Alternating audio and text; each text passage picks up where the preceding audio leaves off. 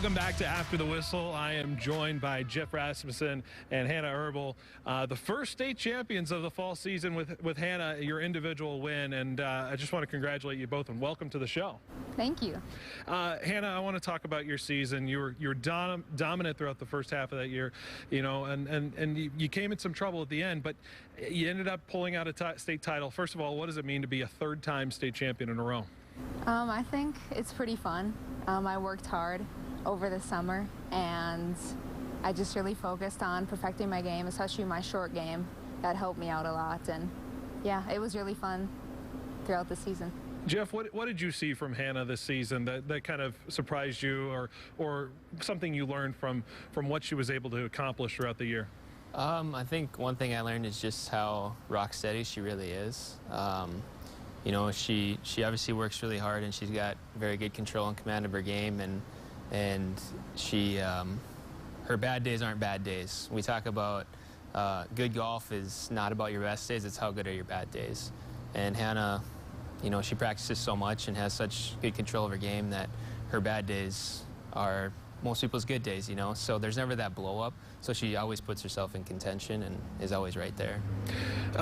You know, you had an interesting season. I want to go through that patch where you were tied with Mandan's Anna Huddle in a tournament, and then Kerry Carmichael pulled out the win in WDA.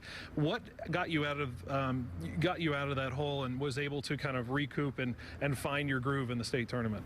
I don't know. Honestly, I just go out and play. And I don't put a lot of pressure on myself during the state tournaments, and I just play, and whatever happens, happens. And after I'm done, I don't really worry about my score. If I think I hit the ball well, then I'm happy with the way I played.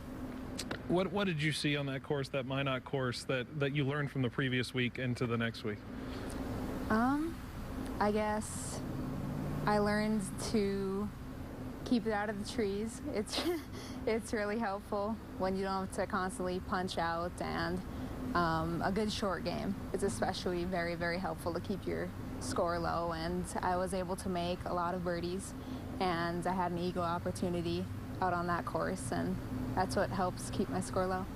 Jeff, you see Hannah, she's a third straight state title winner individually. Only one girl has ever done that in the state, and she has a chance to do more damage. I mean, what are the possibilities for Hannah, you know, down the road? Because you're going to have a few more years with her. Yeah, I mean, I'm super excited. I mean, we're standing here because of her hard work, you know, and that's a testament to the time she's put in, and it's going to be really exciting. What's super cool about Hannah and her skill set is she talks about she doesn't worry about the score. She goes out, she focuses on what she can control, and you know, tries to stay in the moment, and I think she does a very good job of that.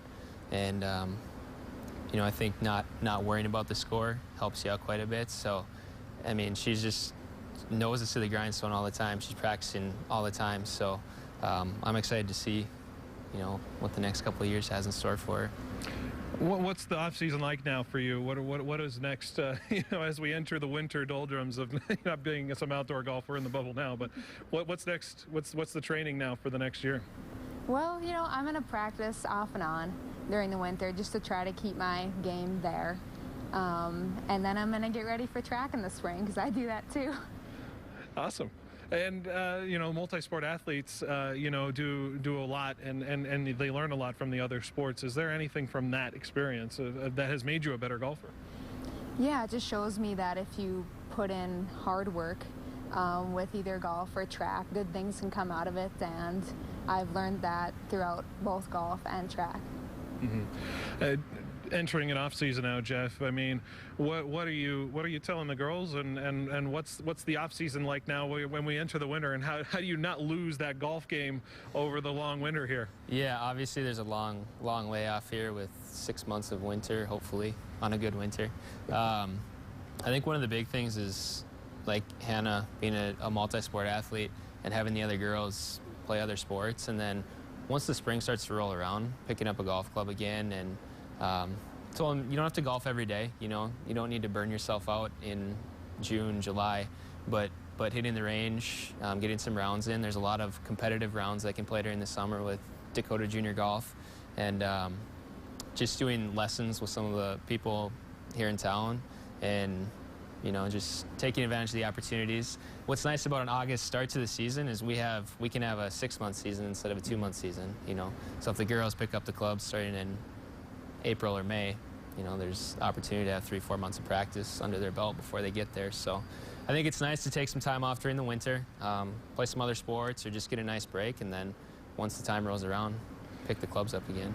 You know, just a great season, fun season of golf we followed here. Hannah, you came out on top again. I want to congratulate you, and congratulate you, Jeff, on just a great season of Century Golf.